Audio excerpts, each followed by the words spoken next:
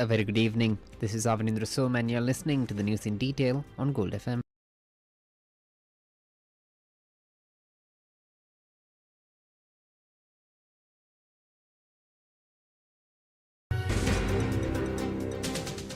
Experts divided over Sri Lanka's grim growth outlook. What the government has done other than actions that directly flow out of stabilization. We can safely say that the growth rate will be around 4 to 5%. From Scandinavia of Asia to an IMF dependent, Indian economists detail Sri Lanka's downfall.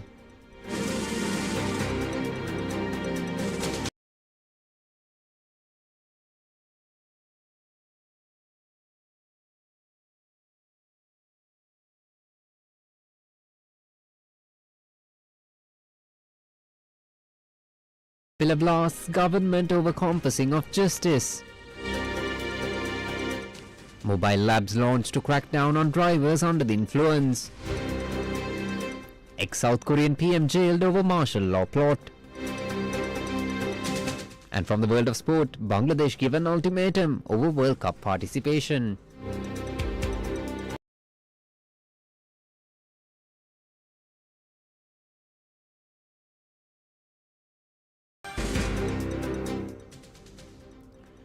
Diverging views were expressed by the two economists over the recent projections of the World Bank with regard to Sri Lanka's economic growth projections this year and the next.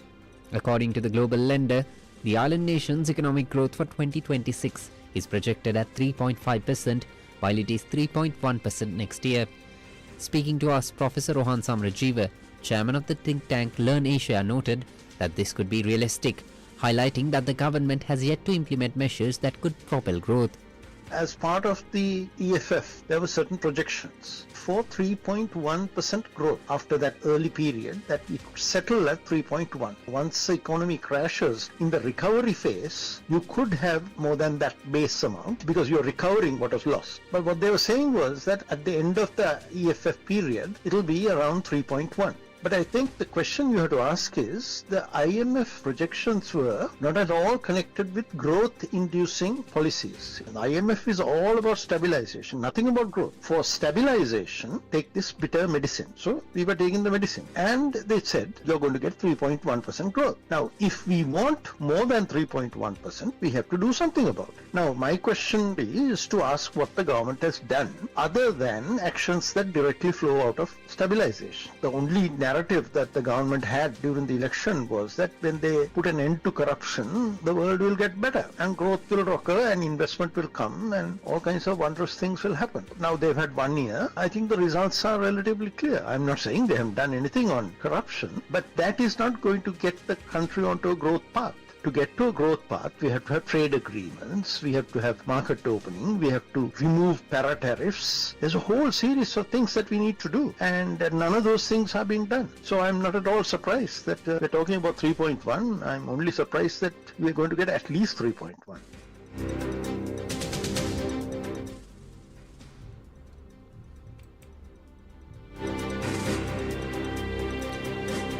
However, Professor Priyanka Singha of the University of Colombo says 5% growth is possible. World Bank takes into account a longer-term horizon in predicting the economic growth, not just simply based on Sri Lanka's past growth performance, but generally on the basis of developing country context. On that ground, I am sure that World Bank takes into account the global uncertainty and related factors when making projection for Sri Lanka's growth rate. But what we have seen in the past is that Sri Lanka has outperformed in most of the cases the prediction of World Bank and the IMF. Looking to the government projection, we can safely say that the growth rate will be around 4 to 5%, provided the prevailing situation continues. If global level any war or any other shock happen, then the possibility is there the growth rate to fall into 3 to 4% level. When the world's second largest economy, China, is projected to grow at 4.5%, the growth of South Asia's India, which is the fourth largest economy, is projected at 6.4%. Now, against this backdrop, Professor Dunusinghe believes that South Asia is the fastest growing region in the world. Sri Lanka will be able to benefit out of some of the spillover effects, such as greater increase in port and airport activity, maybe tourism and some other related areas due to the expansion of Indian economy. So with that, we may be able to get closer to 5% within 2026, provided we don't face a major crisis in the global level. However, Professor Samarajiva was critical of some of the pain points that are affecting growth in even some of our key earning sectors, mainly tourism. He is of the view that they need to be addressed for the sector to prosper. If the government wants to promote tourism, take out the para-tariffs that are driving up the input costs for tourism. Building a hotel in Sri Lanka costs more than double the cost of building a hotel in India or Indonesia, because we are enriching a small group of companies in this country who are dominating the steel, tiles, building products market. Bring those down, and particularly now when after Ditwa and there's a whole lot of construction that will take place to rebuild the country, we have to bring down the input costs of buildings. You do things like that, you're likely to get growth. That's what I don't see. I see a statement in the budget which said we will gradually bring down para-tariffs. But then I look at the revenue projections and it's increasing every year. So how on earth would the revenues from para-tariffs be increasing every year if they're going to gradually bring them down? So the government is either it doesn't know what it's doing or it's being dishonest.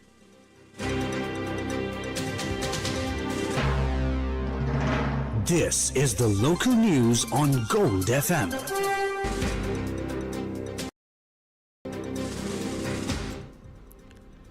At a public lecture hosted by the Centre for Banking Studies of the Central Bank of Sri Lanka, Dr. Arvind Subramanian, former Chief Economic Advisor to the Government of India, offered a humble and sombre analysis of Sri Lanka's economic trajectory. Contrasting the Indian experience with Sri Lankan history, Dr. Subramanian explored why macroeconomic stability has remained elusive for the island nation despite its early lead in democracy and social development. Dr. Subramaniam contrasts India's relative stability since 1991 with Sri Lanka's perennial reliance on IMF programs, questioning why a mature democracy like Sri Lanka has struggled to anchor low inflation and financial order.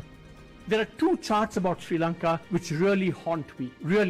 One of these is, it is for how long Sri Lanka, since the 50s, has been under an IMF program. What this means is that, there is perennial macroeconomic stress in Sri Lanka, which is why it has had to go to the IMF so long. So macro stability, financial stability has always been elusive for Sri Lanka, never completely settled. More than half the time from that graph, maybe 60% of the time, Sri Lanka has had an IMF program. In contrast, by the way, after 1991, India has never had an IMF program. So for the last 35 years, no program with the IMF. And this is something to think about. If Indian society demands low inflation and macro and financial stability, why doesn't the same happen in Sri Lanka?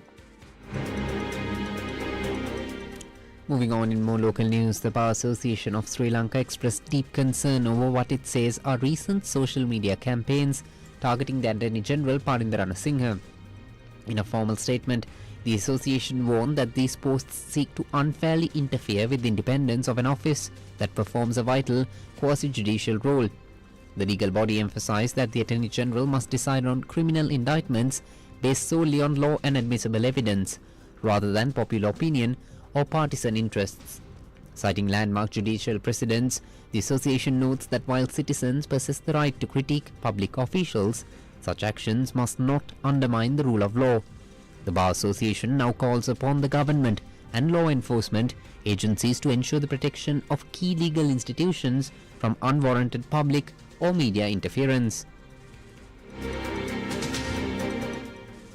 Leader of the Pivitru Hellur Mayor Udega Mampila was critical of what he called the government's intervention in the country's law enforcement agencies. He said this while addressing a media briefing of the joint opposition today.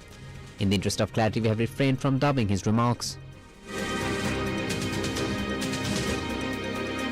මාලිමා ආණ්ඩුවේ හෙන්චායන් පිරිසක් රටේ නීතිපතිවරයාට එරෙහිව උද්ඝෝෂණයක් පවත්වනවාය. එතුමාගේ තීන්දුව විවේචනා කරමින් නීතිපති දෙපාර්තමේන්තුව ඉදිරියේ උද්ඝෝෂණයක් පවත්වනවාය කියලා මාධ්‍යවල ප්‍රවෘත්තියක්ම ඇවිල්ලා. නීතිපතිවරයාගේ තීන්දුව වලට බලපෑම් කරනවා කියන්නේ යුක්තිය පසඳලීමේ ක්‍රියාවලියට බලපෑම් කරනවා කියන එකයි. Tamanට කැමැති තීන්දුව නීතිපතිවරයාගේ නීතිය අනුව ගන්න බෑයි කියලා නීතිපතිවරයා කියනකොට ඒ තනතුරට මෙතෙක් සෑම රාජ්‍ය නායකයෙක්ම ගරු කළා. නීතිපතිවරයා ගෙදර යවිය යුතුයි කියන නිගමනයට පැමිණියේ නැහැ. ස්වාධීන යුක්තිය පසඳලීමේ ක්‍රියාවලිය ආලිමාකරණයට ලක් කිරීමේ එක පියවරක් විදියටයි අද පැවැත්වෙනවායි කියන මේ උද්ඝෝෂණය දකින්නේ. නීතිපතිවරයා වෙනුවෙන් අපි පෙනී ඉන්නවායි කියන එක සඳහන් කරන්න ඕන. අස්ගිරි මහානායක ස්වාමීන් වහන්සේ ප්‍රකාශයට පත් කළා බුදුසසුනට අපේ සංස්කෘතියට අපේ සભ્યත්වයට එරෙහිව දැවැන්ත කුමන්ත්‍රණයක් ක්‍රියාත්මක වෙමින් තිබෙනවා කියලා. කුමන්ත්‍රණ කරුවන් කවුදයි නම් කිරීමක් කළේ නැහැ. අංක 1 කුමන්ත්‍රණ කරුවා වෙන කවුරුවත් නෙවෙයි ජනාධිපති අනුර දිසානායක මැතිතුමා. යාපනයට ගිහිල්ලා උතුරට බෞද්ධයන් එන්නේ වෛරය වපුරන්නයි කිව්වම ඔය යාපනයේම තමයි Tissa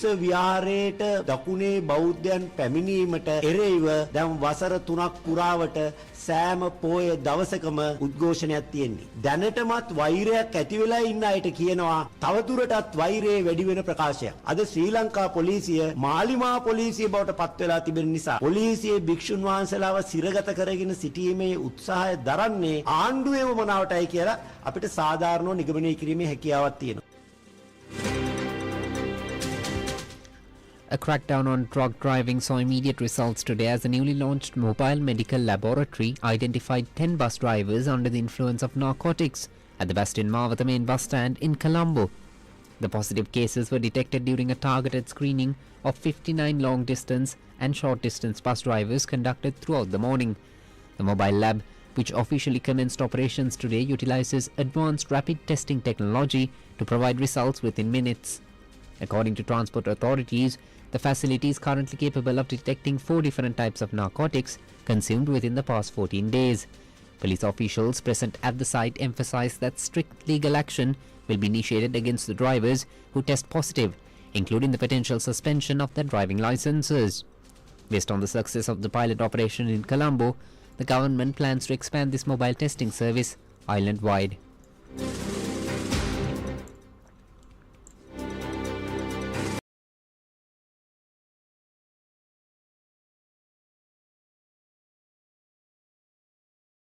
The Sri Lanka Navy apprehended 23 individuals in a series of coordinated operations across the island between 14th and 19th of January over various illegal fishing activities, including the use of unauthorized nets and explosives.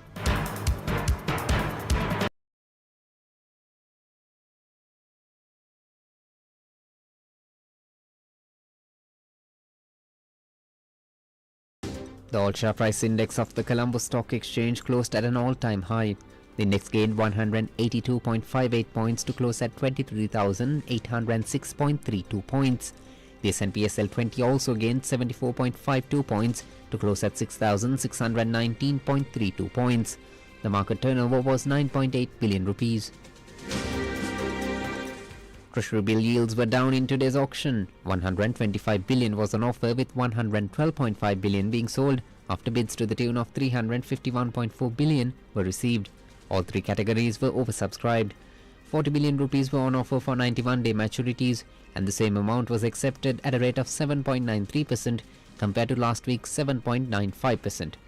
In the 182-day maturity, 65 billion was on offer, with the same amount being accepted at 8.36% compared to last week's 8.44%.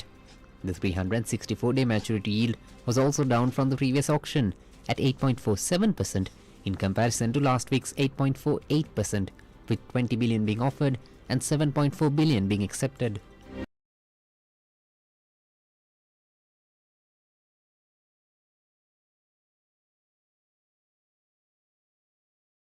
South Korean court jailed former Prime Minister Han Duck-soo for 23 years. This is on charges that included insurrection relating to ex-President Yoon Suk-yeol's declaration of martial law in December 2024.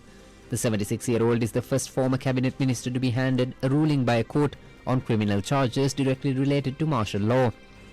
The Seoul Central District Court found Han guilty because he was instrumental in setting up the outward appearance of a cabinet meeting that facilitated the declaration. It is a move described by a judge as a top-down insurrection.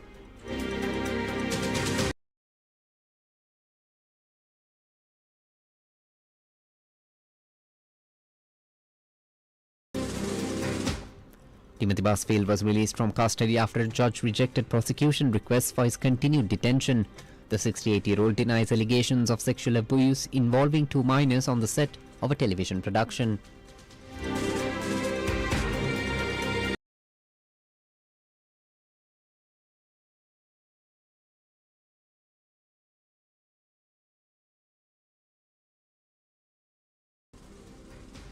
For the series, Sri Lanka Cricket announced a 17-member squad led by Charit Asalanka for the upcoming England series.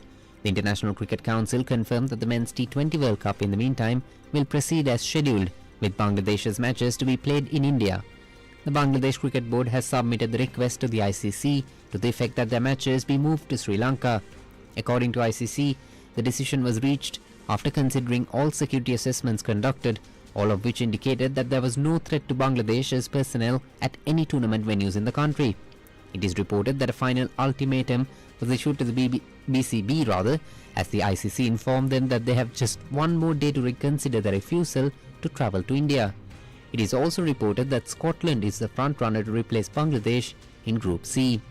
Meanwhile, in the local front, Sri Lanka will play against England in the first of the 3-match ODI series at the R. Premadasa Stadium in Colombo tomorrow.